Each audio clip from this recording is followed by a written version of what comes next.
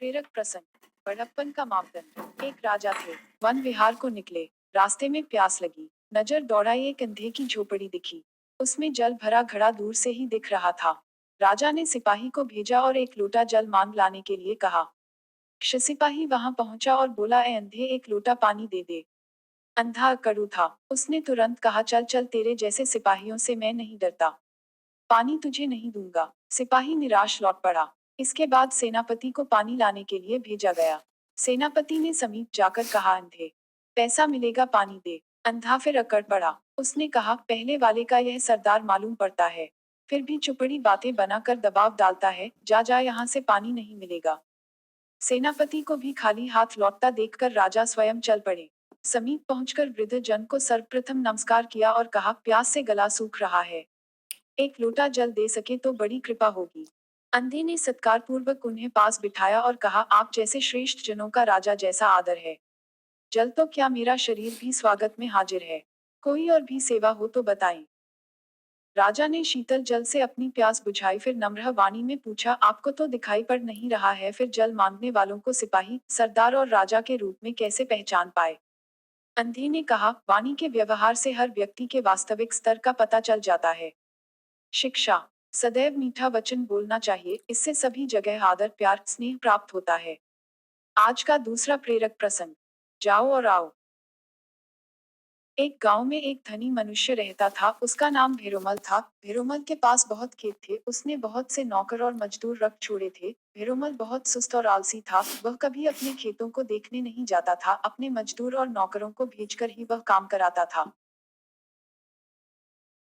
मजदूर और नौकर मनमाना काम करते थे, वे लोग खेत पर तो थोड़ी देर काम करते थे, बाकी घर बैठे रहते, इधर उधर घूमते या गप्पे उड़ाया करते थे। खेत न तो ठीक से जोते जाते थे, न सींचे जाते थे और न उनमें ठीक खाद ही पड़ती थी। खेतों में बीज भी ठीक से नहीं पड़ते थे और उनकी घास तो कोई निकालता ही नहीं था। इसका फल यह हुआ कि उपज धीरे धीरे घटने लगी। थोड़े दिनों में भेरोमल गरीब होने लगा।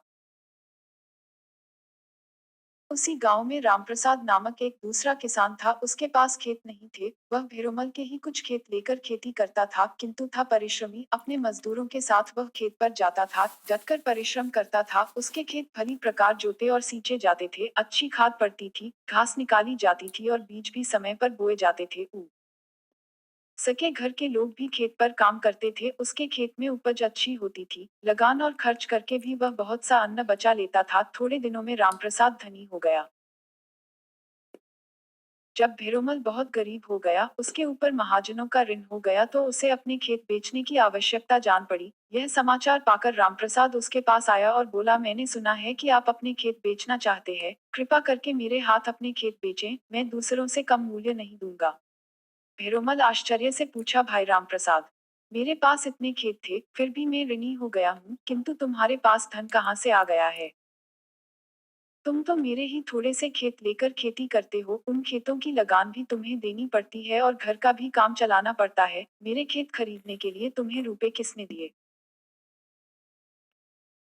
रामप्रसाद ने कहा, मुझे रुपए किसी ने नहीं दिए, रुपए तो मैंने खेतों की उपज से ही बचाकर इकट्ठे किए हैं। आपकी खेती और मेरी खेती में एक अंतर है, आप नौकरों मजदूरों आदि सबसे काम करने के लिए जाओ जाओ कहते हैं, इससे आपकी संपत्ति भी चली गई। मैं मजदूरों और नौकरों से पहले काम करने को तैयार होकर उन्हें अपने सब काम करने के लिए सदा आओ कहकर बुलाता हूँ, इससे मेरे यहाँ संपत्ति आती है।